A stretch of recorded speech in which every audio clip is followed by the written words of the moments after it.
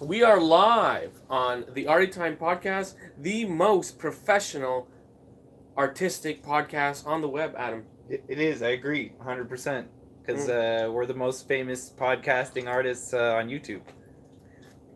We are. Pretty much. I don't know, can you think of any other podcasting artists who have... There's people who have vlogs. I guess. Yeah, there's probably ones, but not like co-host a podcast about the business side of art. There's lots of people who tell you how to make art that have bigger followings than us, but I don't know. They're not as cool as us, let's just face it. Well, I'm not going to go that far. But I have seen some people that do the Copic marker thing where they show you the drawings that they do. See, this is great for your art business.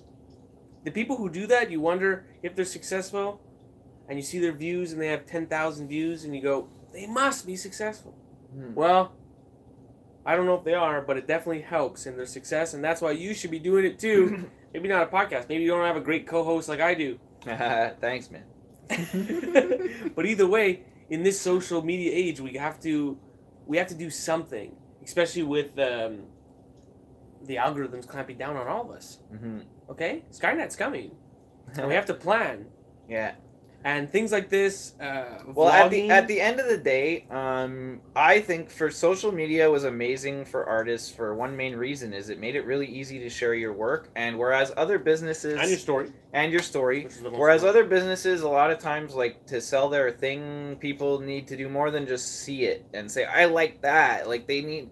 And, you know, art, we've talked about many times, needs a story with it, too. But at the end of the day, somebody sees it and they like it, and that's where the story helps keep them there long enough to decide to buy it. But, like, there's no explanatory video really needed. Like, when you're, like, it doesn't go faster than the next one. It's not like it's new and has 10 new features than the old version. It's not like, you know, it's not like it has air in the soles. We're talking about paintings here. Yeah, exactly. Like everything else that gets sold needs to be sold and needs to be explained to people. And when it comes to branding, like it needs to be repeated over and over and get in people's minds. And where I'm going with this is the way the internet is now is if you want to have an art business, you got to kind of treat it a little bit more like another type of business. Whereas you're going to have to spend some money on reaching people and introducing your stuff to them, advertising. Yeah. You know, and the consistency thing, the branding thing is really important. I mean, I'm in my 30s, and I can tell you, I still make that mistake where I put my money on one thing, and then I put my money on something else.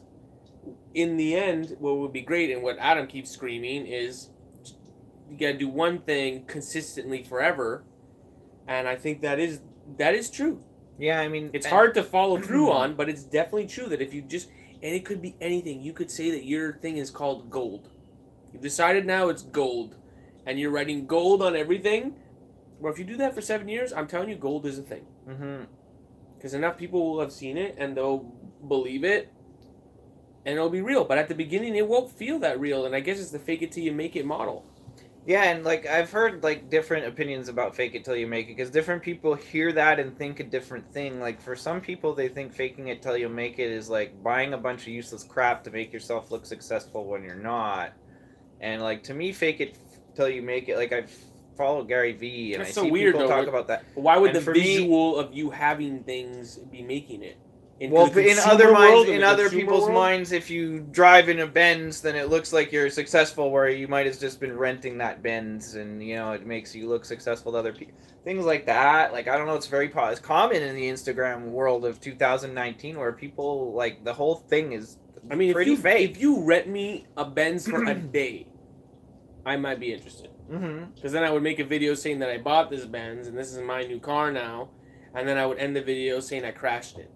Yo, I think we should just rent a different car every day, me and you. Like, forget the whole art podcast. Let's just rent fancy cars, and we'll ride around in them and bring them back, and every day say, we didn't like this one. We returned this car. Actually, like a Tesla, the fast Ferrari Tesla or whatever, I forget how much it was. No, we shouldn't do that. Arty time, Arty on. It was like, it was 300, I think, a day or more.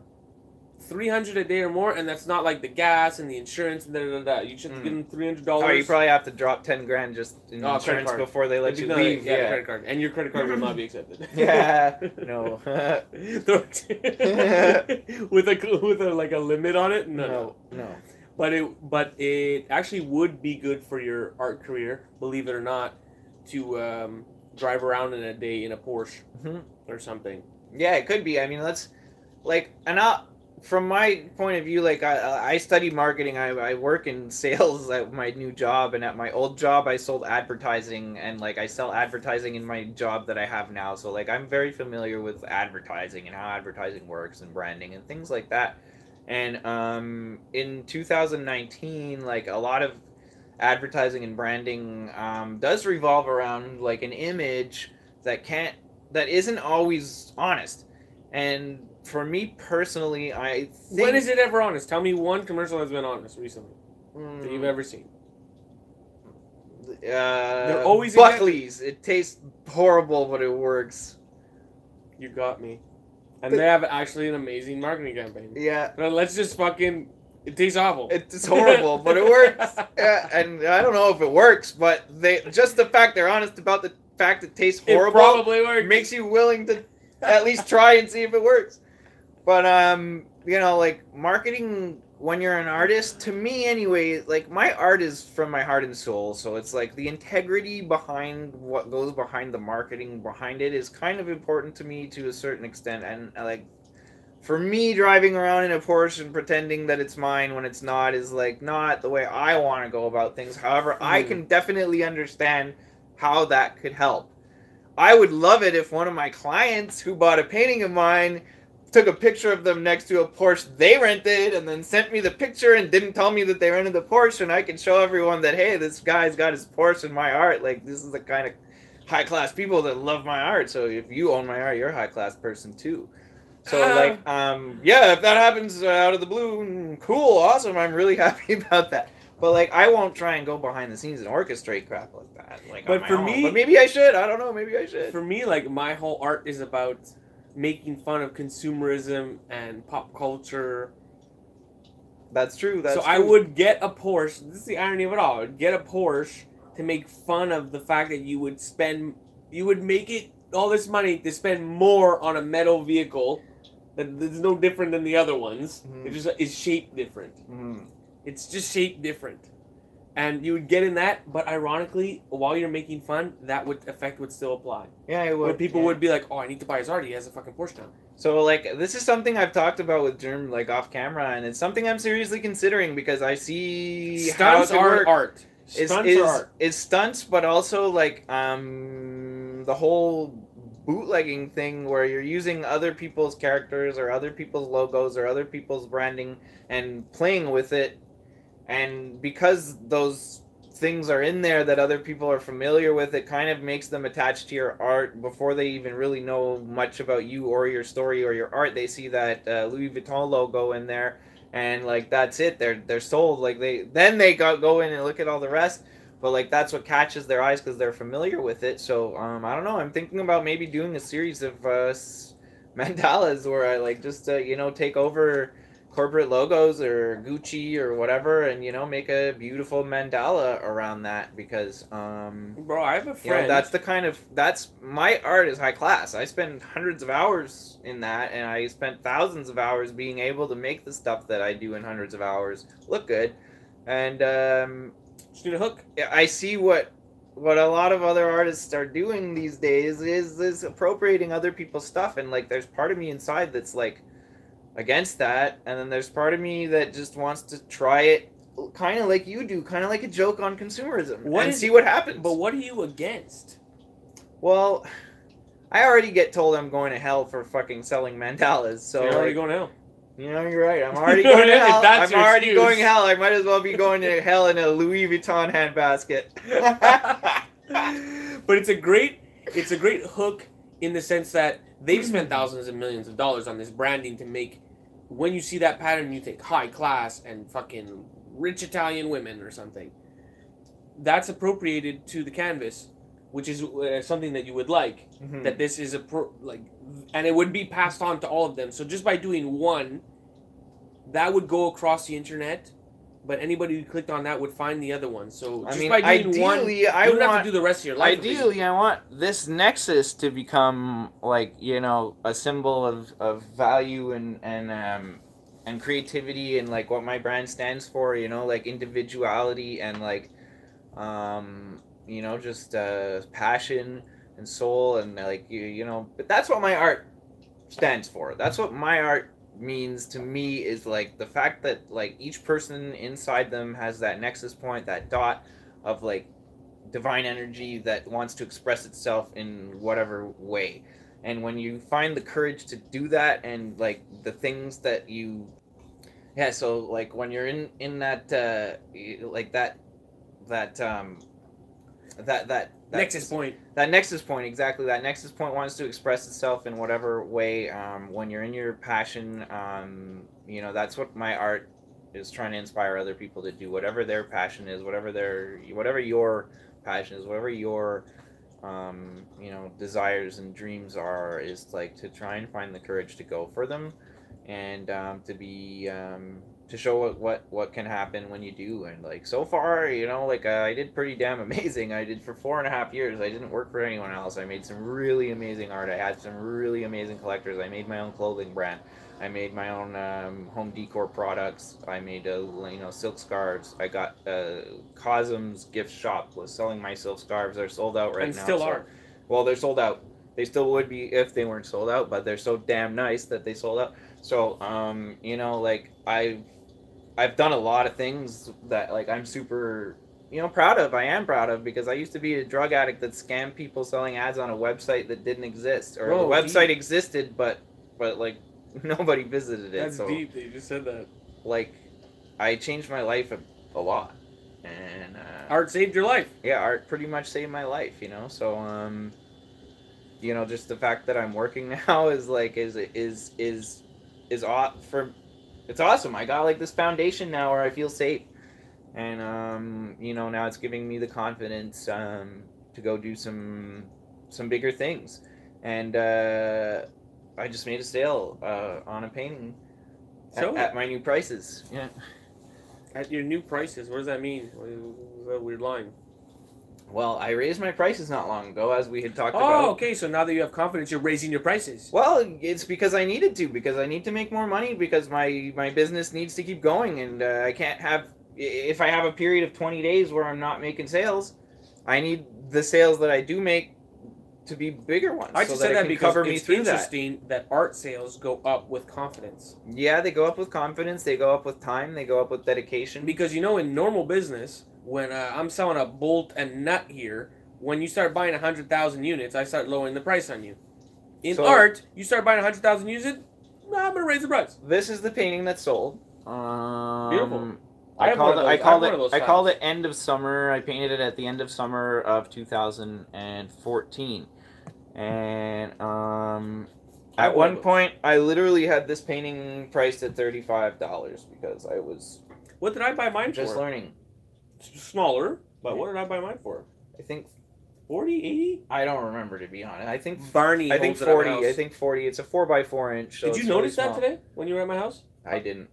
A Barney stuffed animal is holding your painting on that boombox. That's why I said, did you like that spot? No, I didn't notice it, bro. Sorry about that. You got to point me out. I'm a dude, man. Barney. Barney. So, I sold this painting for $196 US, and I had it priced at 35 Canadian when I painted it in 2014. So that goes back to what we talked about in our earlier episode about the art bank.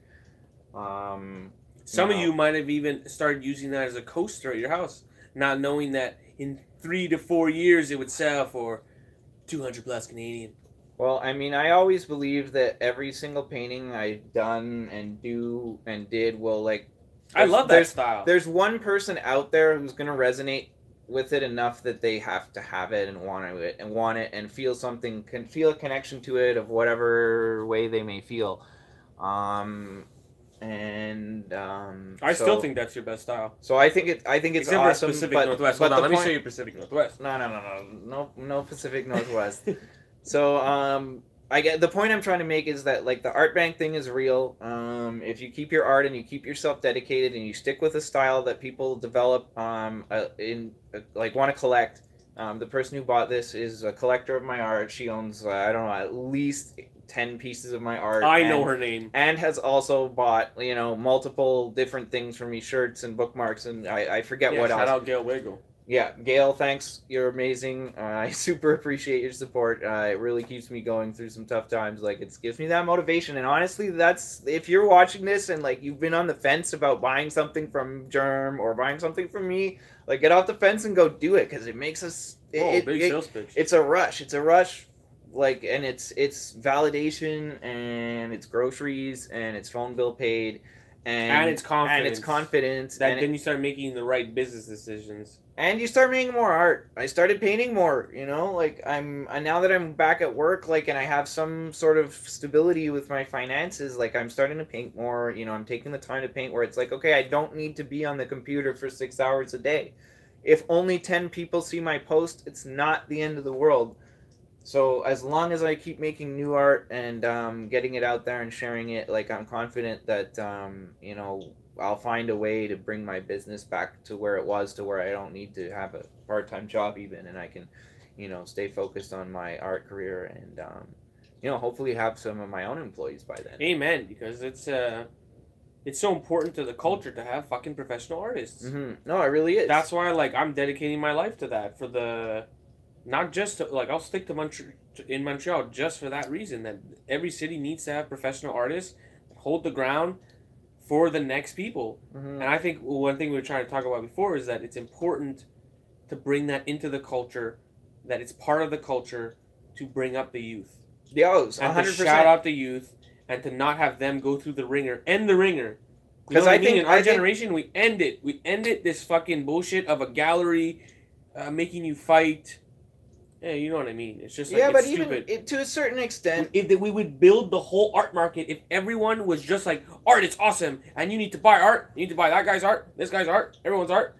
To a certain extent, yes, I totally. Some I'm people on board. Don't buy art because they love people, and it's $10,000. But what if the person who was selling the $10,000 a lot piece, of lazy artists who are entitled and, like, don't put in the work, and, of course, you know, like, oh, you know who the blue chip is? You see the person's eyes. You do, but, like, there's no matter which We're way. looking for Neo out there. No matter for Neo. No matter how the internet is or how the art market is at any given moment, like, there's always, like, a certain dedication and perseverance that an artist will need, because, okay, so just like I did, okay, I made my art my career, and, like, I had this flow that was working for me of sharing my art here and driving traffic to my website from here. And how come things change? And how come a gallery's not picking you up? Because you don't have pictures of people standing next to Porsches holding your paintings. Yeah, End of story. Partially also because I haven't reached out to galleries. Sure, with those pictures. There's a big part of it on my end, but I haven't reached out at all. There's a big stigma in the industry where people are scared.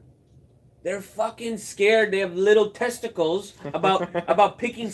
Everyone has to buy in before they buy in, mm-hmm. and it's like, who buys in first? Mm-hmm. And I think sometimes it's all rigged. When you really look into it, some of the big mural people paid for their walls, their first walls. Yeah, paid over $10,000. Well, we spoke about for that everything, before. And then people thought, someone paid for that. I'm gonna pay for that. Hey, come over here to fucking Denmark, and I'll give you $10,000 because someone over there gave you $10,000. No, idiot. He paid $10,000. Yeah, I mean, you know that all, and look. And now it all starts. Now, like, the guy's getting $10,000. It's in some cases, like, paying for exposure is going to be a good thing, but it all really depends on how you play it and where it is and what the exposure is and if you can afford it or not. And you know, and that's where I was going, like, kind of at the beginning of this podcast, with the internet changing and social media changing and making it really hard to reach people and really hard to get social proof.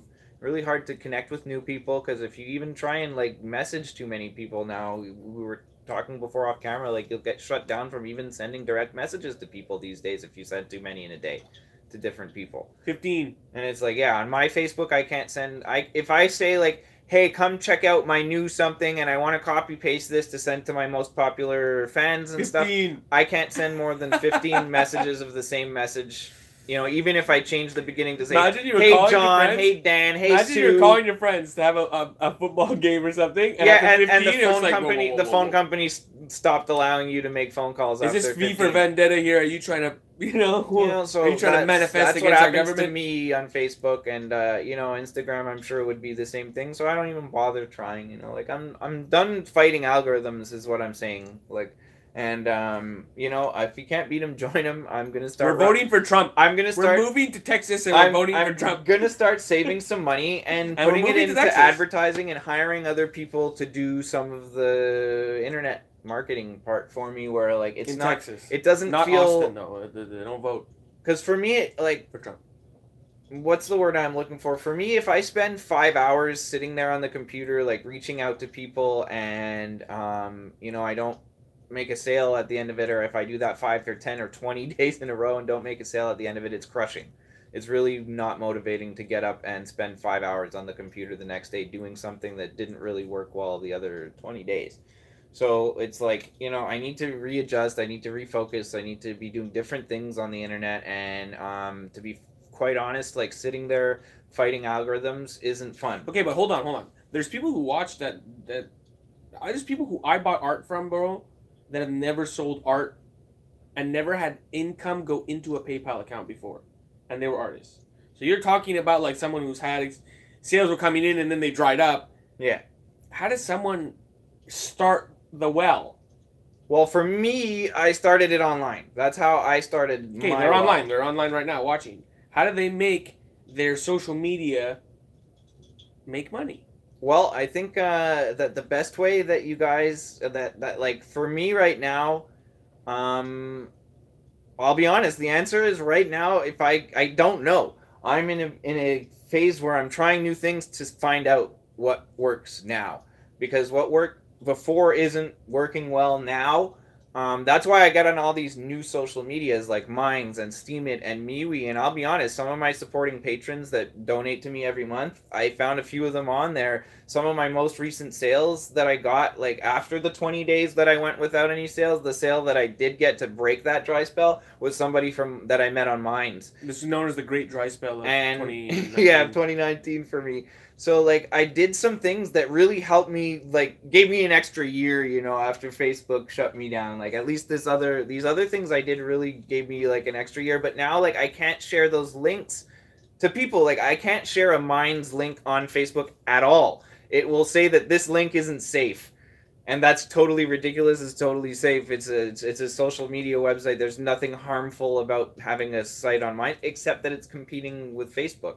So Facebook like will censor any link. You can't send links in messages about Minds. You can't write minds.com anywhere on Facebook. Try it yourself and see what happens. Type in minds.com and watch what happens. Why are they so afraid of minds.com?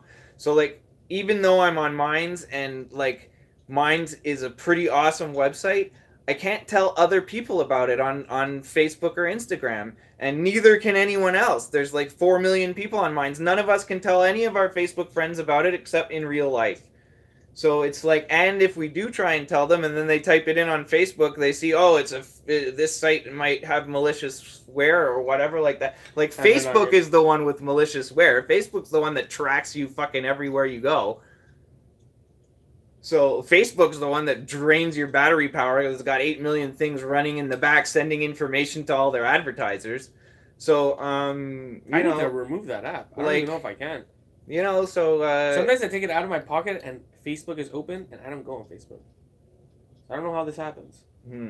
They just decided that I'm going to go on and the feed's uploaded and all this stuff.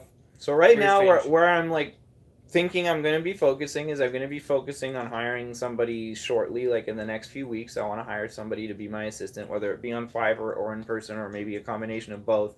And I want to have them reaching out to new people using Gary's 180 strategy. I want to have somebody build my Etsy shop. I want to have somebody maybe put my listings on Amazon. And, you know, that's pretty much the first few things I would like to do and see how that goes.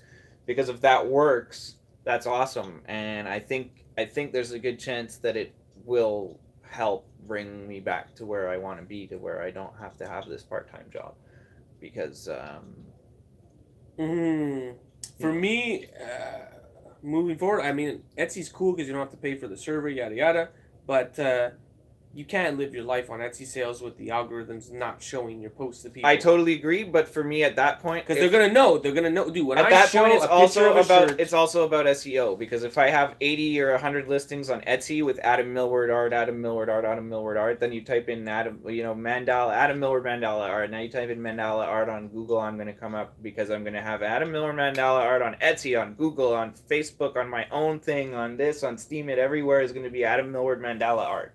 well, I hope so. So it should help with Google SEO. This is the somehow. dark side of being a professional artist. You actually worry about the fact that your posts won't be seen because they don't funnel to a sales link. You know, that's the dark side.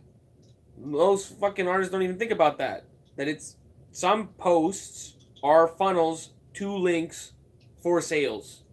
And the app that we're using that we help build is now not showing it, and they know when it's a fucking t-shirt. Right? I swear to God, they know if you write sale keywords, even if you write a picture available of a product, or go to or check the link in my bio or anything like that. What a world, though! What a world where you're like, time to post to my friend, and they know that you're trying to make money, and they cut it. Crazy. And you know, you gotta wake up in the morning and keep a smile on your face while that's crumbling around you, and and try and think of a way around that. Yeah, no, it's been really, really frustrating, and I know we're not the only two artists who have faced this. I mean, let's face it, a lot of artists that I know who were really successful, like who are way more successful than me in the Facebook days, they gave up a year or two ago. Like, they didn't even bother looking into Minds or Steemit or MeWe and building a new chain. They just gave up. And they went back to get a full-time job, and now a lot of them don't even really try anymore. Like, you know, I don't ever see them post art anymore. What I started the podcast with, how important it is to build a story using the advanced medias, the video and the audio, and through that you'll be able to tell your story. You'll relate with people more, and that's what's going to make them relate to your art. So you gotta video more, in my honest opinion. Yeah, I mean, and I'm more comfortable in front of the camera now, but I'll be honest, I still feel very strange talking into the camera by myself. You wouldn't do it by myself. I wouldn't do what you do. So my stories today where I sat in that woman's chair, you know what you said afterwards, right? You can't be there, and I was like, why did I turn off the camera? And that always happens. I press stop, and then the person says the line they're supposed to say, and I'm like, should have kept rolling. I mean, like, I caught her later though with the, you thought it was a country? Yeah, right on fucking cue. Thank you. No editing. Yeah, like, and that's amazing for now that people see your stories, but like, what if Instagram stops letting people see your stories? Let me tell you something. You make someone laugh, and it's like crack, bro. They will find you in the middle of the night to get that fucking hit. Well, I don't know how many YouTube stars are there that's channels got like demonetized and stuff. That, like, yeah, they make people laugh, but what about that Indian guy? Now you can't make money anymore. What about the Indian guy from Ontario that did fucking jokes about, kind of racist jokes towards his own people, but whatever. Russell Peters, I think. No, him too. Okay. No, but he didn't use YouTube. This guy used specifically YouTube, and like he sells things. He's on TV selling things now because he's Canada-wide famous because of his YouTube jokes. He made people laugh. That's it. He sold you crack. It's what, dude, come on. People get on stage and talk into a mic and people pay money for that. Why? What the fuck? The guy has no props, nothing, no stories. Well, maybe a story, a couple stories that are going to make you laugh. But you're hoping to laugh literally once, and that's why you're putting the money down. It's a drug. Yeah. So, we got to get better at telling jokes here on the podcast. You're just saying, yeah.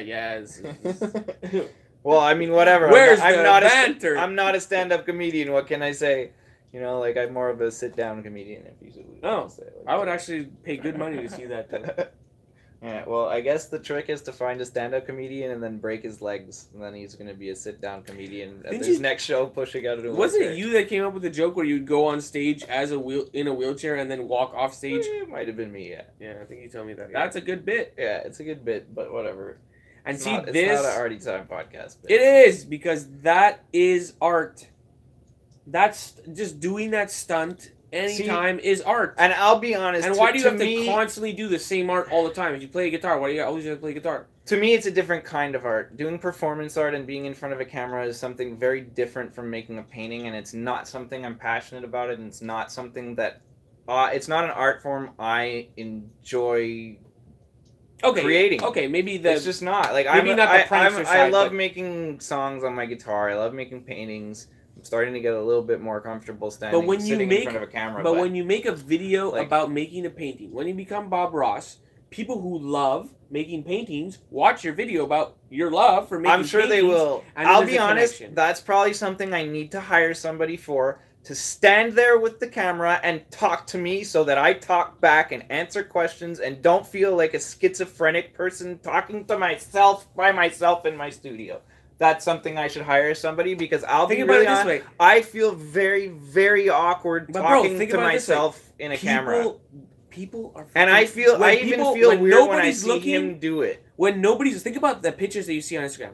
That means that when no one's looking, people are doing these things in their phones. I know that, but I don't even. But they don't want to do it in public. I wouldn't do that in public. No, that's weird. I fucking take it to an extreme, bro. I fucking yell into a phone in front of people in public because that's what you're doing. I've seen you do it, and I'll go move away from him when he's doing that because it makes me feel awkward and weird. Like even being near him doing it. I know people are doing that, and people are very successful at doing that. And like, there's lots of people. We're all doing that, so why don't just be comfortable? I don't know, man. It's not me. It's not me. It wouldn't be honest. That's why I don't want to do it. It wouldn't be honest. And like, learning how to do it, or maybe getting over it and being uncomfortable, maybe that'll become part of the narrative. Maybe it won't. But like, if you're now, if you're asking me, like, I do not feel comfortable talking into a camera by myself. Oh, I can train you. I can train you, bro. There needs to be an actor that comes out that becomes like in this. But I'm not an actor. I'm an artist. Yes, you are. Be quiet. Be quiet, because you were gonna make a character called fucking German Boy, and that you already had the character down, and you have mad voices. So you would just create a character in your mind, and when the camera turns on, that's the character that comes out, and you crush. Because that's what acting is. It's just channeling some weird thing. See, and that sucks. Even hearing you say this is overwhelming me, and I'm like, oh great, now I have to not only be a website designer, a writer, a photographer, a painter, a guitar player, now I have to also be an actor. Yes. It's like, fuck this, man, and anybody watching is maybe feeling the same way. Like, it's a lot of shit to learn and a lot of shit to get good at, and like, the fact that... Life is an attitude, bro. Life is an attitude. If you start thinking that something's overwhelming, okay, you know what's overwhelming? A baby that has to learn 5 languages at once, and you know what? He fucking does it, so shut your mouth. It's an attitude. Understood. The baby doesn't know the attitude of being a wiener and being depressed and being fucking that shit. Like, so you just have to be stoked. I'm stoked to hire people. That's what I'm stoked for. Yeah, and if they answer, I'm stoked to see what happens when I do that. If it works, great. If it doesn't, maybe I'll fucking learn how to talk into a camera and become an actor. But like, I really don't want to do that. I don't want to create. I don't want to create a fake person that when they meet me off camera, like you've said has happened to you, that people are like, you're not the real person. I don't want to be that. Well, they never say I'm not the real person. I want people to meet the same guy that they see on camera all the time. They just think that should be more amped.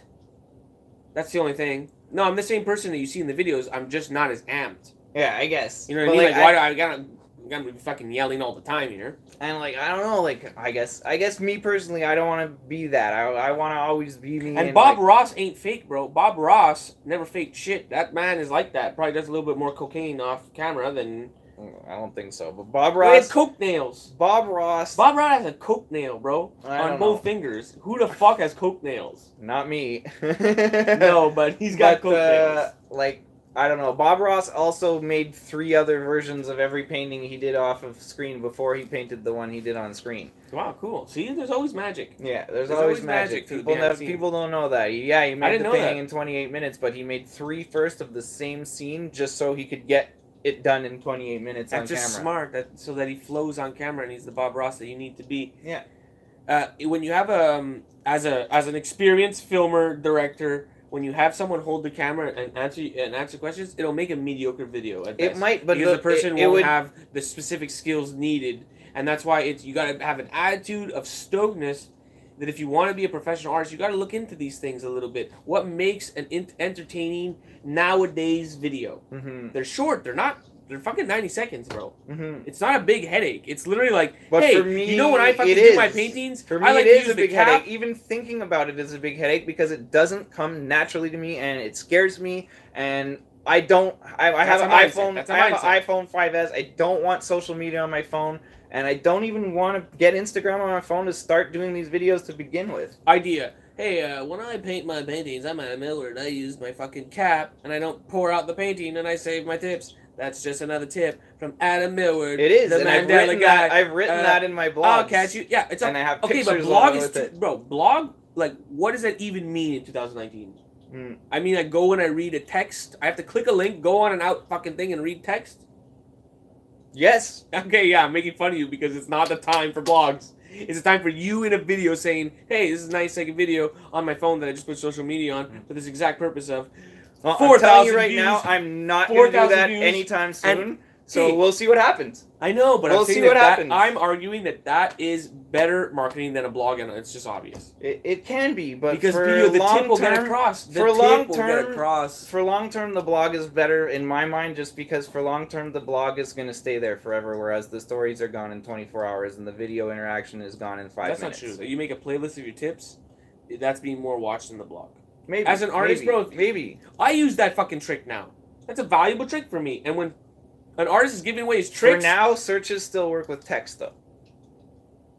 Of all kinds. Yeah, but I don't know, I type things in YouTube. Like, even when you type... Even if you go, Alexa, find me art blogs, or find me an art podcast. Quiet. You don't want my phone to start doing things. Okay. I don't know if it's called Alexa. Yeah, whatever. You know, if you say it has that... a name, I'm sure. If you say that, the internet... Alexa searches text. It doesn't search voice. So even if you say art... Find me an art podcast, it's going to find that because I typed in art podcast. That's why I would never use that stupid thing. Like, it's... Why would you let that's how the internet is moving to. That's how the internet is moving to for But it searches. only gives you one choice. That's the weirdest thing about Alexa. It's always just one choice. Give me a fucking choice. What do you mean it's only one choice? Hey, tacos in the region, phone. Do it now. Burger King. That's what you're looking for. It'll just fucking yell the first thing that comes to mind. It won't say, like, there's 3 in the region. Do you like it spicy? Do you like it Cajun? Yeah. Well, it should give you the whole list of That's what human results does? Still, I mean, it'll say the one out loud, but I don't know. It should still bring up the rest of the Google results, no? I don't know, man. I don't use those things now. I don't want one in my house. But you want it to say, when they say, who makes the best mandala art, you want it to say, Adam Millward. Well, yeah, that would be nice, and that's gonna that's text-based. That's text-based in blogs. Yeah, that's text-based in blogs, and having my name on 100 different websites, like mine's Mealy's Team at Facebook, Instagram, da. So, like, you know, I don't know. My techniques right now are not working very well. So, if you're like an internet marketing guru and you've got some advice for me and or Germ, like, don't be shy. You know, I'd love to hear what you have to say because I find it extremely frustrating dealing with the internet. Oh no, it's the great dry spell. Like, you know, buckle down. You know, put some hurricane shutters on your windows because it's about to get rough. We're going into the eye of the storm. But I don't know. That's why I'm thinking you should just make. When this is a time when, like in the Great Depression, a lot of people are gonna quit making art, and it's a time to, if you don't quit, it'll be memorable in the years coming. Because you won't break the consistency. In Adam's situation, he has to just keep making art because for the vast majority of people, they're just gonna think that he just continuously made art for the next. It's been 15 years or whatever, you know? And that's what needs to happen for an artist to be successful, really. You know, it's over the years that you get successful. At the beginning, if you can make it in the first 5 years, amazing, great for you. But it really comes after, 10 years, 20 years, you're laughing. If you can just, stay true to the craft. If it's your passion, you should stay true. And the culture needs it, the kids need it. Like, you really when it comes to the art, like, it's hard. I'll be honest, I'm still in a weird phase right now where it's like in between things and like I've only gotten one paycheck, so like my bills are still piling up and like I sold a little painting and it's awesome and that gave me a burst of motivation, but like when Germ's sitting here next to me telling me that I need to become an actor and I need to learn how to do all this and video editing and like I don't know how to do any of that, nor do I want to know how to do any of that. I never did want to know how to do any of That's that. good to hear that It's side of it not too. interesting to me. I don't like cameras. I don't like photography. Like none of that interests me. I'm not a tech geek. I don't want the newest phone. Like I just want to be able to pick up and say, "Hi, Mom, I'm on my way." Like I don't know, man. I'm not a 21st century digital boy. Well, yeah, yesterday was Mother's Day. I'm not a 21st century digital boy. I don't have a lot of toys. When I'm talking about that though, I'm talking about Neo. I'm talking about, it could be Neo, a girl, I don't know, but I'm talking about the artist that may be listening that's gonna become the best artist in the world. Mm-hmm. That person has to do those things. Oh. That person has to be like... I don't doubt it. Jim Carrey in The Mask. You know what I mean? Where it's like, you're out of this world. Mm-hmm. You're out of this world person. And that's what makes the art as well out of this world. It's not... You're not going to just move fucking paint and solidify it on a canvas. It doesn't end there. It has to be the whole shebang. And I think only an artist can do it. Mm-hmm. Musicians don't do it. Because their music and their personal life are kind of different sometimes. Maybe because other people are writing their music in the general I guess mass. It all depends in on the mass. Musician. Yeah. In the mass sphere, you know? But a massive artist might have a team working for them, but sometimes it's still them. They're still holding true to, like... Some of the big artists that we know, they still hold true to their soul essence. Oh yeah, for sure. Where if you were a big band, other influences come in. So I think it's an artist. It's going to be an artist that's going to become larger than life. Mm-hmm. Almost, yeah. The only thing I can really say is it's similar to Jim Carrey, who is an artist now. Yeah, no, he is. He is. Yeah, it's amazing. You know, is he Neo? Personally, I don't know. Personally, I can't stand his art. I think it's all garbage with all this political focusing on the division between everything. But that's not what my art's about. My art's about the unity. I'm sure he's you know, if he's an artist, he's going to go through phases. He's trying to see what works. He's clearly a pop artist in the sense that he cares about the public. He always has, and that's why it's political. At the end of it, he wants the best for people. But and he wants people to be happy. What if he finds out? Yeah, exactly. Mm-hmm. What if he finds out? All I really want is to make people happy. He will leave the political stuff. He'll go more into the Akira Toriyama stuff, where it's like flowers and shit like that. Mm-hmm. And if he does that, he has a big chance of becoming like one of the bigger than Andy Warhol. Mm-hmm. Yeah, one of his most famous. But it's about like, is he truly passionate about it, or is it just a thing that he did because he does all kinds of things? Mm-hmm. Who knows? You know, he could be just another Renaissance man doing all kinds of things. No, I mean, you gave me a lot to think about, I'll be honest, like, imagine if he was making fucking vlogs about his videos. Yeah, I mean... Everyone would watch it, but he's too busy and can't get the new phone and da-da-da-da-da-da. So you're not Neo! Get the fuck out of here! If that's what ends up happening, that's what ends up happening. But, like, you know, for me, I'll be honest, like, that's a line where, for me, it feels like, okay, that's it. I don't want to be an actor. Like, I don't want to do that. If that's what I have to do to maintain an art career, then I don't want to do it. Like, I'll be honest, hearing that, that's where my soul is feeling right now. What's the difference? What's the difference when you go outside and you hold a canvas next to the garden and you take a picture? What is the difference? You went and you made a stage and you became an actor on a stage, but you took a still instead of a series of stills with audio. It's a mindset, bro. You're right. It is a mindset. It is a mindset. You live in that garden. Is that your fucking garden? It is a mindset. No. It's a big mindset, but for me, it's like a big hurdle. And for me, I would go and make a joke. It's a huge one. It's like a wall. I'm in the fucking garden. It's like fucking Donald Trump built it, man. Like, for me, doing the talking into a camera by myself in my studio, and, like, it's just the concept of it is ridiculous. It screams mental illness. It's madness. That's what it screams to me. You're mentally ill. If you're talking to yourself out loud in your basement, you're mentally ill. If someone came down right now, we're yelling into a phone propped up. That's the thing! They wouldn't even see the phone. They would just see two guys talking forward into a cup. And if it was just one person, then I wouldn't be able to do it. Just like, I don't know, man. I don't know. It's weird. I guess it's a Yeah, but a it's fear. the future. It's the future, though, bro. We grew up where this is not a thing. Mhm. People are gonna grow up not knowing a time without phones. Mm-hmm. Just like we didn't know a time without TVs. Mm-hmm. You know, a TV in every room is normal to us. Yeah, pretty much. Older people are like, you know, it's probably lame as fuck. Mm-hmm. If you're into books and shit like that, and you see a TV in every room, you're like, okay. But see, I am into books. Like, that's the thing. I'd rather write a book than sit in front of the camera.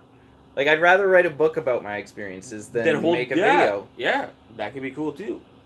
I'd rather, like, write a book and release it one chapter at a time as a blog. And, like, yo, if the people... Because I know there's people like me that would rather sit and read a book than watch a podcast. I've never, ever watched a podcast before, except once with him when he tried to show me Joe Rogan's podcast, and we watched part of one. That's the only time I've ever watched a podcast. I can't sit there and focus to people talking if I'm not watching the video. I just can't. My brain doesn't work that way. And I know there's people out there that have long attention spans, like me, that when they get into something, they want to really digest it. They don't want sound bites. They want to go fully in right from the get-go. And that's the way I am with things. That's the way I am. When I want to learn something, I go read everything I can about it. But I very, very rarely watch videos or listen to podcasts or audio about it.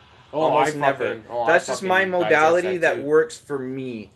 And that's because that's what works for me. That's also the way my content comes out. I like to write. I like to sit and read what I wrote and then rewrite it 3 times so that what gets out there is the best version of what it possibly can be.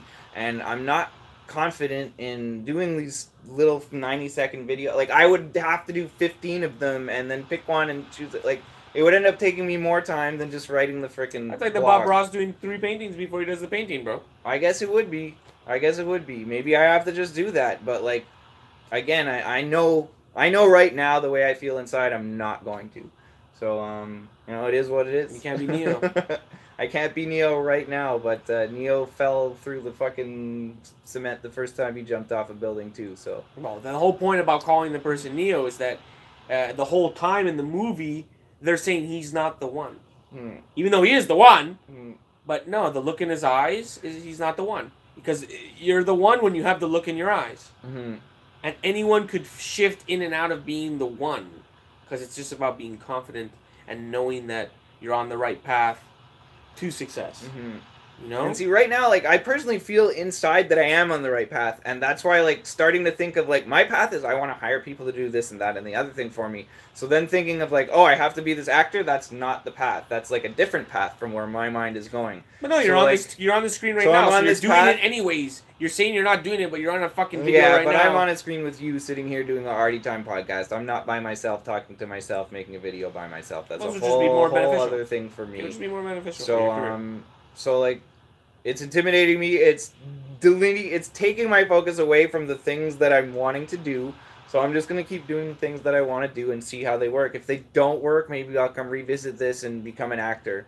But you know, in the meantime, now you're gonna Fiverr. And if people weren't there on the last episode, Fiverr is a website where there's people on the web that are willing to do services, all kinds of things, animation. You can fucking make a.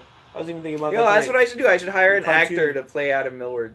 That'd be hilarious. Yeah. I'll get an actor. There's some fucking good ideas that you could be doing on Fiverr. I'm trying to think of a storyboard. I don't think I could hire an actor on Fiverr that would. Yeah. Yeah, but that can speak flawless English. Yeah, there's British people and everything to do the British voiceovers. Because they'll do it for back in the day. It was legit $5 Because it's just like okay, press record, read your stupid text, and send you the file. So why don't we just honestly? Let's just for fun find a Fiverr to overdub this whole episode in an Australian accent, just for fun and just to watch it and see people talking. No, because we go live. So like. Yeah, but after we go live, I download the album, download the thing, and I'm gonna download it to put it on my channel. Well, anyway. just pay someone to do. I just think it'd be funny. Cut it in a trailer and do an Australian accent over the trailer. Have you watched? Arty Time? The best podcast down under. Was that Australian? Not at all, man. Not even close. Listen, okay. I'm the greatest actor there ever was, and I'm telling you, not the greatest voice actor. No, but you haven't been to Perth, the western Have you side been to Perth? Clearly, or else why would I be talking about it? Okay? It's the western side of Africa. I know a lot about it. The western side of Africa? Clearly you know a lot about it, but yeah. Alright. Moving on. Hey, I spoke a little too fast there. Anyways, it wasn't the best podcast, and we still have to work on our comedy here. Well, hey, this made me laugh. I don't know if anyone else is laughing, but if we're laughing, we're doing something funny. So hey, the western side of Africa. So all right. No, I'm really not the best with accents. Bro, have you ever been to Cape Town, Australia, though? You got me. I'm serious though about the woman. I shipped the package today for the first time to Newfoundland, and I was very concerned because the woman working there didn't know how to read or write in English or in French, and thought Newfoundland was a country, and it was quite the ordeal. I basically filled out all the package work myself and prayed to God. Like at the end, I was like, put that sticker on that box, because she like was putting the sticker over here. I was like, let me just see you put the sticker on the box, please. No, sometimes I've gone to the post office and like they'll put the label on and like you can see that there's a corner peeled off and it's not pushed down all the way, and I'm always like, well, what if something gets like stuck under there and rips off the whole label, and now my shipping label with my return address is gone? Well, it's a miracle that the boxes get to their destination to begin with. Yeah, they do pretty damn good job. I'll be honest, I've never lost a package. Never. If you order something from me, it'll get there. And if it doesn't, like by some one odd chance, one out of like thousands of packages I have sent, then that really sucks. But like, speaking of which, packages from me right now, if you go on my website, like it's www.nexusvisions.com, you can get 30% off anything. I'm having a spring clearance. All right, we are live. So yeah, if you go over there, $30 or more, 30% off. The code is spring. It's like on the checkout page. You can't miss it. So go grab something. 30% off. Good deal. I got some of these left, like exactly this garment. I got some of these shirts left. Some of these amazing shirts.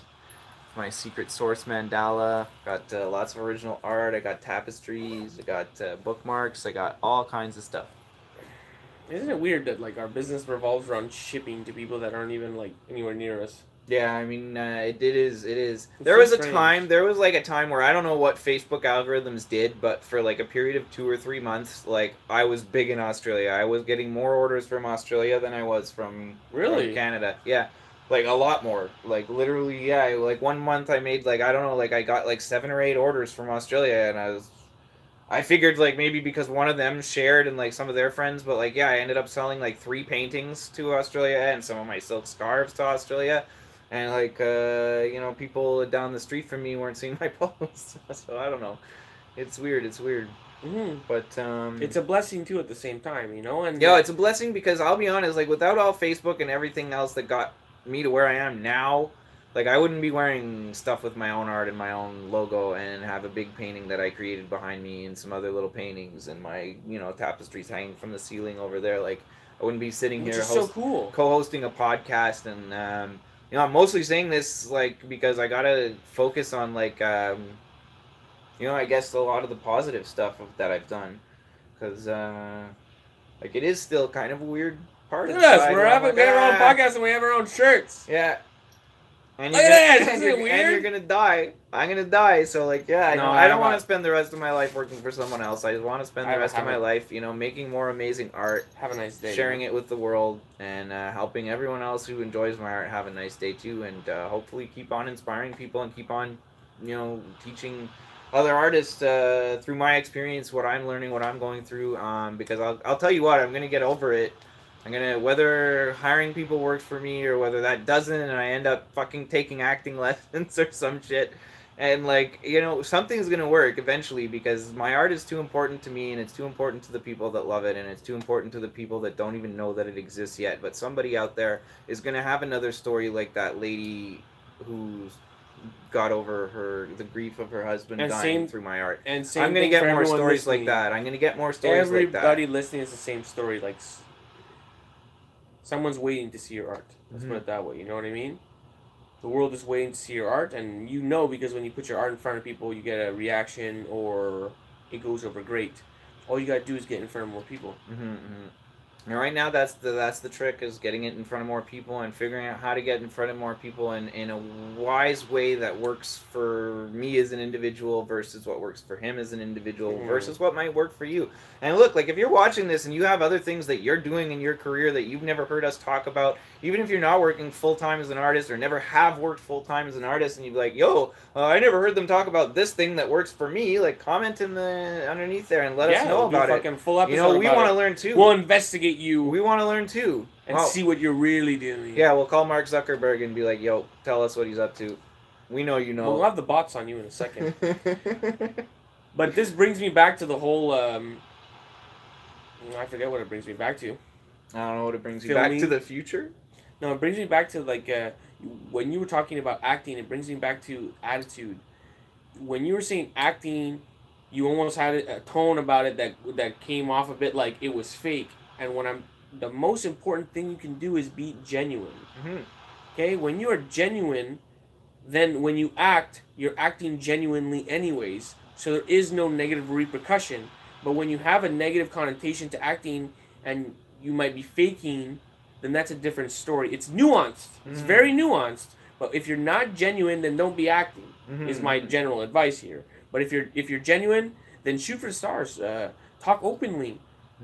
People will relate to you if you're genuine because people are going through the same thing as you. And that's something that I have, like... And that's what this podcast is. That's something that, I'll be honest, I have a fear of. Like, I really haven't posted on Facebook, or people have been following me for years. I haven't posted that I got a job. Like, other than when I posted this podcast, I'm like, this podcast is about, you know, how my career is changing, or how my new job is affecting my art career when I posted episode 8.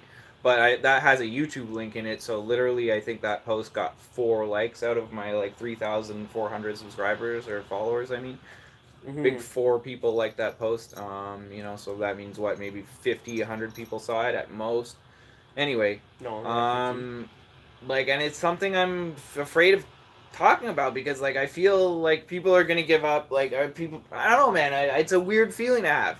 I don't even know what words to use to describe it. I feel like it's you're unsure at the moment, really. You're back. Yeah, I'm unsure because, like, once people see that you're, you know, in the grind like them too, there's also they reciprocate with you. You know, like when you're an artist and people think you could do whatever you want, bro. You see how my dad treats me. You know, like you can wake up at noon, bro. I don't wake up at noon. Then you know what I mean? Ain't no money to be made if you're waking up at noon.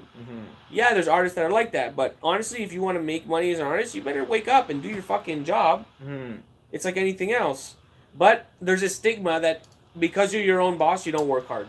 When the reality is, you actually work harder than them, but for some reason you get that stigma. Yeah, you gotta take it on the chin. Like, personally, like, from my call center experience, I used to see the owners of the call center I used to work to would take off at, like, 11 a.m. and go to the gym for an hour or two every day. Cool. And I'd be like, man, when I own a company, one day I'm going to do that, and da-da-da-da-da. And what I never saw was the owner staying 3 hours after I left.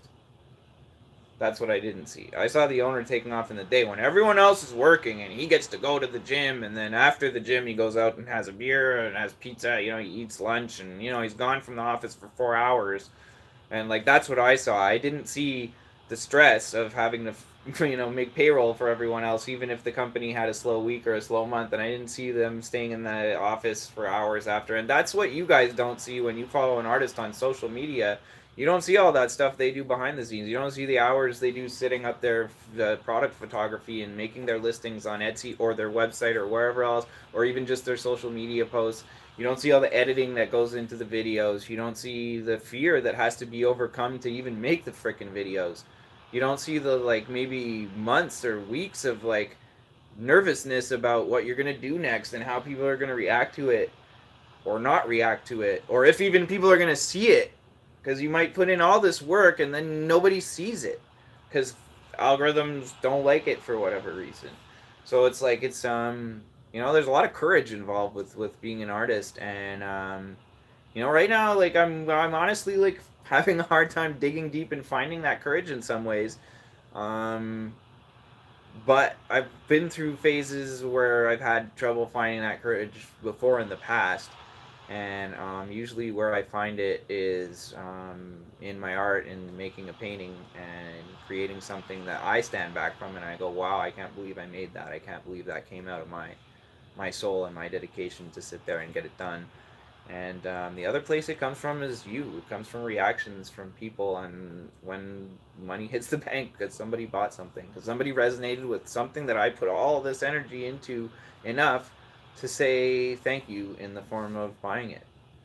And you know, at the end of the day, that's when you're buying something from an artist. That's really what you're doing. You're saying thank you. Mm-hmm. I think though it's a very mystical thing, selling art, and it has to do with your confidence, your attitude, and what you truly believe you're worth. Mm-hmm. Because there's people out there who sell garbage art. Let's not mince words here. Trash. And they be riding around in Lamborghinis and touching fake titties. Okay? And it's because they don't have a shadow of doubt. They're delusional. Let's put it that way. Because a lot of artists like to suffer and believe that they need to work hard. Some people come from a working class and they believe that they need to work hard to get success. And if they don't, the success will not be worth it. The feeling of success will not be what they're truly after. It really needs to contrast with the fucking suffering. And that's a belief and an attitude. Yeah, and I can see that definitely in some ways I have that. I have that too. And we have to acknowledge that's fine, great. But it's also playing out in our real world. The suffering that we want to put ourselves through is playing out. And we also have to be like, okay, we can be kinder to ourselves. We can give ourselves the treasures of this world, but it has to do with sitting down and actually rethinking your attitude towards things. And just clearing the slate with some things that don't serve you anymore. It's springtime. It's really important to do that now.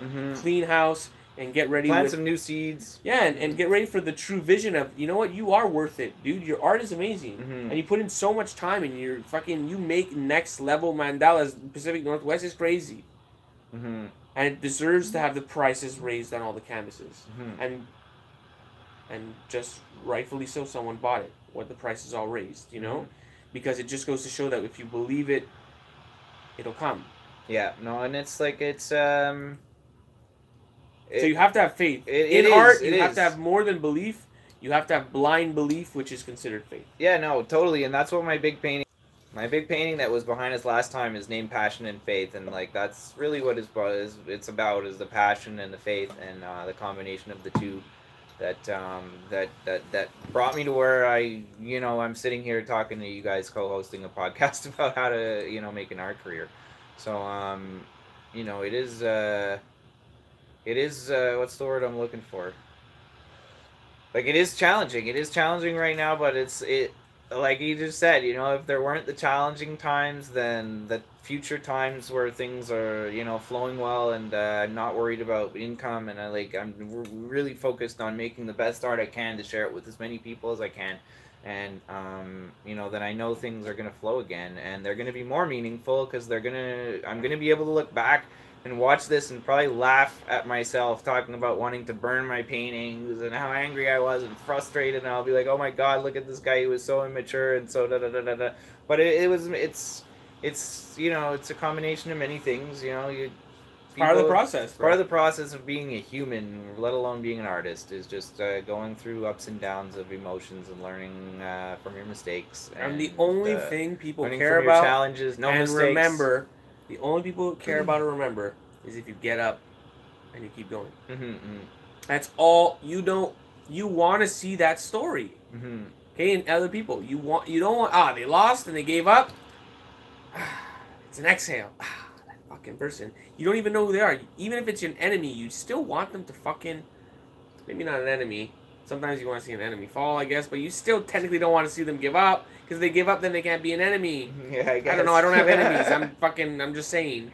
I don't have any that I know about. I'm sure there are people who It's a weird human trait that we all have. We all want to observe and see what happens after a fall from grace. Yeah, it's a train wreck. Yeah. We all want to look at the train wreck, but trust me, I really think that everyone deep down wants to see you come out of not that you're in a train wreck, but everyone wants to see, like, Hulk Hogan get out of that racist scandal. Or whatever. You want to see them fucking get out. O.J. Simpson, he's not the murderer. Yeah. Yeah, I don't Wait, know. I don't know. Was that a rightful? Was that a good one? I don't know. Yeah. I'm not. We're rooting for you, This O.J. is so long ago that I don't even remember the details other than that. I'm trying to think of like, I don't know, times where the whole world was like, I don't know if they cared about Hulk Hogan or whatever, but I don't know. Nowadays, the media makes you think that the whole world cares about stuff, and the question is, does it really? well, that even in that situation when the weight of the world is weighing down on you and everyone's watching, the smartest thing to do is get up, dust yourself off, and keep going. Mm-hmm. The I think smartest one thing I need to learn. One One thing that even I if only need your to mom learn- is watching, you get up, you dust yourself off. Here, one keep thing, going. and here, like, this is for future me to watch. One thing that I need to learn is, like, when I'm going through a rough time, I need to be honest about it right away. I can't let it grow into a worse rough time until I'm so angry about the fact I'm going through a rough time that my attitude is crap. If I'm honest about going through a rough time, like, not long after that rough time is starting, then I'll probably still have a lot better attitude than if I let it get worse and worse and worse and worse and then talk about it. So, like, going forward for me, one thing I'm going to do in the future is if things are Be more genuine. going slow, I'm going to talk about it. And I'm not going to worry if people think I'm complaining, because I'm just being honest. I'm a human being, and, like, social media for me is a way I talk about what's going on, in my career and what's going on in my life and my story. So if my story is having a rough time, then you don't have to stick around. You can leave during the rough times, but I'll know that the true people who are really fans of my art and who are really my friends, they're not going to leave. They're going to stick around and enjoy. I think it could be made very entertaining. Mm-hmm. I have a whole storyline planned where the algorithms come after Germ D and he becomes broke and starts living out of dumpsters and stuff like that. This is a whole storyline that could be made. Is it true? Who cares? Another part of the storyline is we could make up a fake band all dressed as Al Gore. We call ourselves the Al Gore Rhythms, and we chase after you in a video. That's a little too complicated. It's like an Axe video? Like, what's that about? Why are you chasing? The algorithms are chasing you. The Al Gore Rhythms. Okay, that's a good pun. Yeah. No, mine's mostly like, I start claiming people's computer. Like, I basically ambush, like, maybe people at Best Buy and claim that it's the computers that are running algorithms. Just scenes like that, like general pranking people in public and putting them on my phone, and they don't want to be filmed, but I filmed them anyways. With classic just Germ D. Like he did to me the first time we recorded a podcast. I did to you earlier today. Yeah, no, not really. Yeah, with the Newfoundland thing, and you were fucking on point. You fucking answered right away. Oh, I didn't know you were filming me. Great video. See, I was genuine when I didn't know you were filming me. That's why, like, maybe for me, the way I need to, like, make a transition into making videos is to have somebody filming me for a while, and then once I watch them and see how, like, maybe that's my fucking role here. Inauthentic they are for a while, then I'll get comfortable to put the camera in my own hand. But, like, I don't know. Maybe that's my role, like, bro. Maybe I'm supposed to be making little videos for everyone, and you guys are all like the characters. We'll see if I have more time. Yeah, see. That comes with more, Well, see, I don't know. Maybe I'll hire you to do that when I get a few more paychecks, and if there's money involved, it's like time is money. So check your time, check my money, and we'll see if we can make an agreement. I don't know. The only way that I would do it is if people buy enough art that I'm free. You're here on the couch half the time anyway. No, but I'm talking about serious film. No, I know. I'm bugging you anyway. I'm talking about serious film that it's important for the culture, like. Where I actually put my skills in filmmaking and documentary making together to do something for the art. Making sure I don't give up on art is important for the culture, bro. Help me with the videos, man. Yeah, you'll be in the video, no doubt. No, you help me. Subtitle. You put me in your stories a lot. Struggling artist. Struggling actor. Struggling actor. I should move to LA, fuck. Move to LA, wait some tables, learn how to act, and then I'll come back as the Mr. Instagram. No, but I have the ability to make a very interesting documentary where it wouldn't be people sitting down talking I to a camera. I have to move to Los Angeles now. That's the thing. I have to be an actor. I gotta move to Los Angeles. That's what actors do. Of course, but or want to be actors you bust tables, and people will see your acting skills eventually. They will see it, and you'll be hired. You'll be in the next, And then I'll be like, psych, I'm not an actor. Here's my art card. Like, give me a call if you need a painting. Man, it could work. Flip the whole story around! This is your new gimmick now. You're gonna move to LA and sell art. No, I'm gonna move to LA and become a famous actor, and then I'm gonna pull a Jim Carrey and start making art. That's what the next Neo's gonna do, bro. Yeah. The next Neo's gonna do that. So yeah, I don't know if any Hollywood talent scouts are out there, but if you have a movie that needs a part where a guy looks like me, like I'm for hire, you know. I'm an amazing actor, as you can just see here. Like, I'm pretending to enjoy moving to LA and be an actor. You said you were gonna barf the first time we were gonna do the Arty. Yeah, and I still kind of feel like I'm gonna barf, even thinking about like talking to myself into a camera by myself. But whatever. Really? Yeah, I don't know. It's nervous. I get nervous. I get butterflies. Like, but it's worse than butterflies, because butterflies, like, I can get over. Like, I don't know, man. But what do you care about? You care about what that person thinks of you? I care what I think about me. It's like when you listen to your own voice on a recording and you sound stupid. I know, but it's been years now that we fucking. It's like, come on, we've been. But through it's that worse phenomenon because it's not only tapes. the listening to my voice; it's looking at my. I don't know, man. It's everything. Whatever. Like I said, maybe I'll get over it. Maybe I won't. Maybe we'll see some short videos sometime. Maybe I'll hire somebody to play Adam Miller in my Instagram stories. I don't know. I mean, if you're watching this, show your face, do a video. Fuck it. Try it out. Who cares? Be genuine, make a video, make someone laugh. I'm sure it's going to go over great. Instead of just, like, filming art or something like that, you know? Film some art, then turn the camera around and be like, I'm painting. What do you guys do? That's it. That's a video. That's a good fucking video. Because people are going to be like, that's true. I'm just sitting here watching Netflix jerking off, and this guy's over here making a painting. You know, start painting or think about what their passion is. It's a good video. I just gave you a great video idea. Alright, yeah, you did, but you didn't give me the confidence to go make it. Second video idea. You're looking at your canvas. It's on a wall. And the shot goes canvas, then backs up, you looking at canvas, and then you turn around. Get that shot? Ben upstairs, you ask him, hey Ben, film this. And then you turn around. So there you go. I need another person. That's the key. I need another person. And then you turn around and you go, it's a nice canvas, isn't it?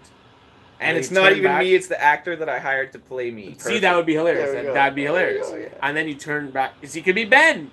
He just turns around and says, it's a nice canvas. He's too tall to play me. Okay, because like if it's a still picture, yeah, the person standing next to the canvas, boring. The canvas on itself, and I post those pictures, kind of boring.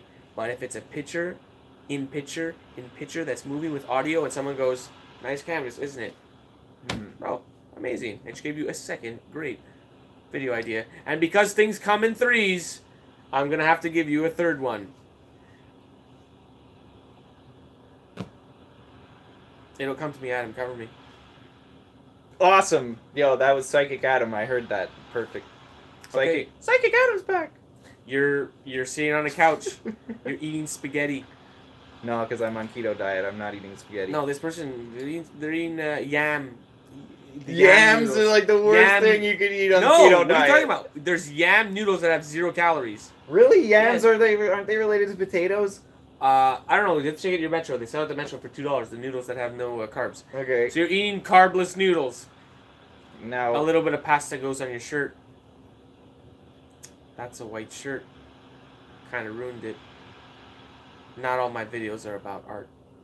And you go back to eating your noodles. That's the third video. You mentioned art, so it's about art, even though you said it's not about art. That's great. Okay, there you go.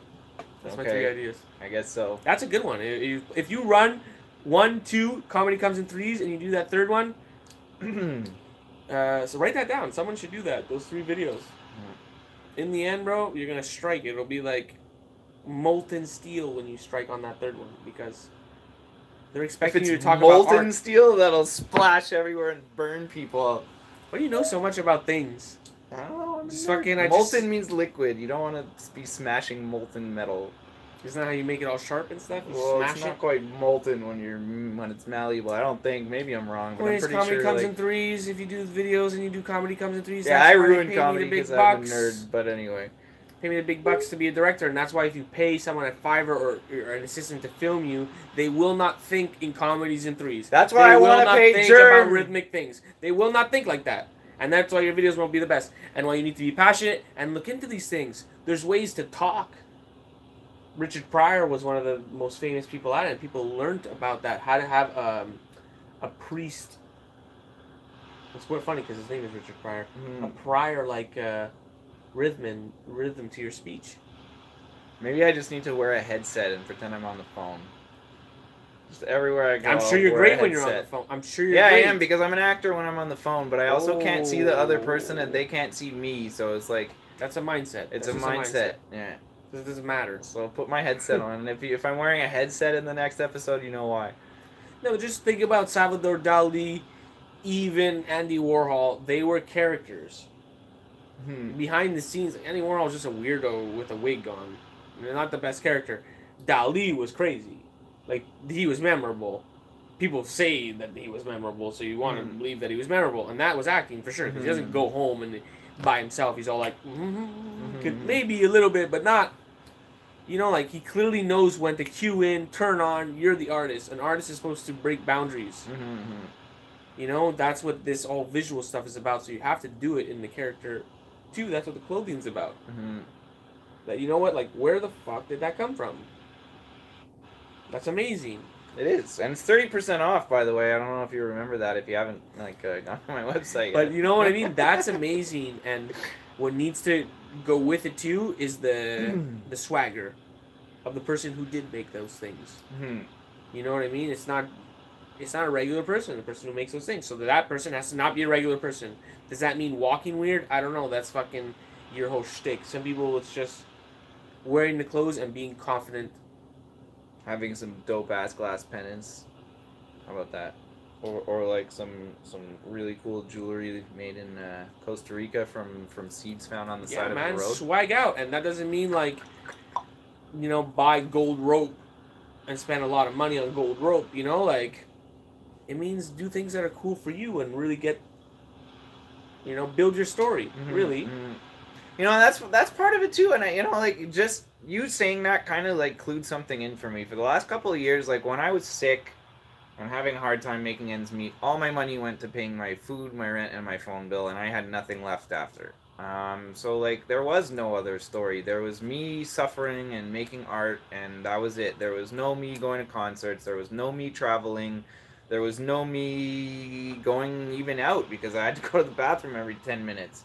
So, like, there was no other part of my story, and who even wants to relate with that? Who wants to even relate with that? And that's why I didn't talk about it a lot. No, you have to focus on healing first. Yeah, that's the main thing when you're sick. Then when I'm feeling better. First of all, the holidays were amazing. I was feeling better. Like, I got better in October. I had all this energy. I put it in. Like, things were going well, and it's the holiday season. Let's face it, 40% of my business in good years or in bad years is always the holiday season, October to December, you know, first week of January, people were buying stuff with the money they got at Christmas, whatever.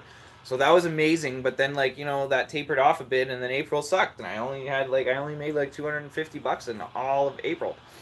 And 20 days in a row with $0 coming in, so a lot of money went out when I had to pay all my bills out of the money that I'd saved from that holiday season, doing pretty well. And some of that I invested into new things, so, like, not like I just had a big wad of money sitting there from holiday season. You know, I wanted to get new things made for you guys, and I still have a new design coming out of this soon.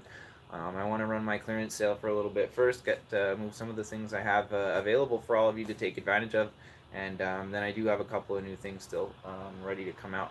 But you know, where I was going with that is that you know, now that I've got income coming in, and you know, I'm able to not be quite so stressed. Like, I'm able to think about my business a little differently than just paying the next rent and paying the next phone bill like I had been for the last few years. And that's going to allow me to have other things just pop up in my story. I'm going to cause them. You know, I want to hire somebody. I want to put that person I hire in my story, you know, share about them. I want to help teach this person. I want to have, you know, I want to go travel a little more, maybe get myself into more vending events, network more downtown. You know, so there's all kinds of things that are going to happen as a, you know, result of this somewhat stable financial foundation that, my part-time job will give me. And at the end of the day, it's only 12 hours a week, and, like, I feel like all this, like, negative stuff about myself, like, oh, I gave up, and people are gonna think I give up, and da da da da da. But really, I'm only working 12 hours a week. I mean, the whole month I work, a week and a half of what an average person working 40 hours a week works. So I still have a lot of time that I can work on my art career, and I just need to feel motivated enough to do it. If I can say one thing, it'll be more on the mystical side of things, because I touched on it before, is that you just need to rest assured that, and this may sound weird, but the thing that was wrong with you was your root chakra. And that has to do with stability. That has to do with really base finances of, can you live day to day and survive on this place. As you heal that up, so will it be healed in the mirrored world of the exterior. So like, yeah, you'd love it to, but just, dude, you're on the path of healing, therefore these things have manifested. The job that's down the street, that's handing you $300 every day. That kind of stuff is manifesting because the healing is taking place. And eventually it'll be a thing of the past. Because only in that state do you resonate financial suffering. When there's a problem with the digestive system in that lower region. So like, if you're watching and you're sick, stop, get healthy, because in the healthy state, you get more in life. Period. Everything comes when you're on the healthy state interior. It's very strange. And art, I'm telling you, art, out of all the businesses I've ever done, art is the one that's 100% linked to that, to the inside world that mirrors in the outside world. It's fucked up. You can sit down and envision things like, oh, I'm gonna envision making this painting and someone's gonna buy it. Happens live. Exactly how you planned in your mind. If you can see it. Where I guess it happens too in other things too, but the art world is so strange. It's so strange. And the confidence could be like, because it's all about, hey, how much is that painting? And look back to the other person and the price. Sometimes it's over the texto, but still, the amount of speed in which you respond and all that sends that vibe. And that nuance is it believable or not? Because we're talking about paint on a cotton canvas for hundreds of dollars. You know what I mean? So it's very strange when you feel good inside, and it's all about the good shit. When you feel good inside, it just everything works. So get healthy, and what I really brought in this, why I brought this up is because you have a sense of angst and a little bit of anxiousness, which are funny because they're similar. They start the same, towards the stability that awaits you. That's assured to you. That's written in the stars for you. You know. Well, yeah. And there's no reason, and it takes it longer. The reason is because the stability isn't coming from my art. That's why. The stability isn't coming from my art, and that's why, because for 4.5 years, because for 4.5 years, my entire income came from my art. So that was a good feeling at the end of the day, even when I was struggling. To know that everything around me was paid for by my art was an amazing feeling. Yeah. And to lose that feeling is like, it's almost like being kicked in the nuts. I'll be honest. It feels like the feeling I get in my insides is a lot like getting kicked in the nuts. Like it feels like, oh, like I want to puke. Like, it hurts. It hurts. Hurts to go back and work for someone else. Does it hurt, man? No, I feel you. It hurts. I want to cry sometimes, but like I'd rather live under a bridge. So, I'm doing what I gotta do in my situation to make things work for me and to make things work for you, because I don't want to give up on hosting Arty Time podcast. I don't want to give up on being an artist. I don't want to give up on being an art collector. I don't know if we ever talked about this, but you manifested that job. You asked for this job. It's a job at a call center where you sell legitimate things down the street from your house. It's paying you better than you've ever been paid before in your life. Almost, yes. Yeah, it's amazing. It's very amazing. You manifested this. So, like, you do have... It's a mindset. Again, I'm going back to the mindset thing. If you're grateful for the fact that you manifested that, then there is no kick in the balls. And at any point, you can drop this job when you don't want it anymore. The mindset, bro. It's all a mindset. Like, this is the biggest blessing of all time. And nothing's making you really go there tomorrow. Yeah, there is. There's commission waiting for me tomorrow. That's what's making me go in tomorrow. So Yeah, if you get another one. If you get another one. Yeah. No, like that. Like, I'll be honest. I'm a sales guy, and I've said this in other podcasts. Sales give me a rush when I make a sale, and I know that I did my thing, that I earned money for it. Like, that gives me a rush, and whether it be art or something else that I'm selling, that's what I've been doing almost my entire adult life is sales, and that's how I earn my living, is by making a sale. You know, working somewhere where I can sit in a chair and make a salary never worked for me because I didn't want to work hard. I didn't care. You know, like, what do you mean you're going to pay me $400 a week and I'm going to make $400 a week no matter how hard I work? I can work 3 times harder one week, $400. I can work 3 times less hard one week, $400. What fucking kind of job is that? What kind of ridiculous world is that where that works out? I've always worked on commission my entire adult life. So, like, that's the way I work. That's the way that I work best, is when I have something like where I can hit that and get that rush and like get motivated to get that again and again and again. And it's an addiction. It is, and that's partially related to my makeup, my genetics. That's why I was an alcoholic. That's why, because when I get a good feeling, I want it again, no matter what gives me that good feeling. So in the case of like going from a very financial unstable situation to a more financially stable situation, and the thing that's giving that stability is that rush, then for now I'm happy getting that rush from my job, and like using the money I earned there to like readjust the way that I run my art career and my art business. Well, look, if in the next year you make half as many sales as you did last year, but you raise your prices, you might be making the same amount of money with half the sales. Or more. You know, I raise my prices on my big paintings a lot, and rightfully so. You know, if you walk into an art gallery and see a big painting like this in an art gallery anywhere, it's going to be at least $5,000 to $8,000 or $10,000 or more. So I needed to. That's a confidence thing that I needed to do, is raise my prices and be patient while I'm waiting for the right people to catch up and find my art at those prices, and feel that they're fair.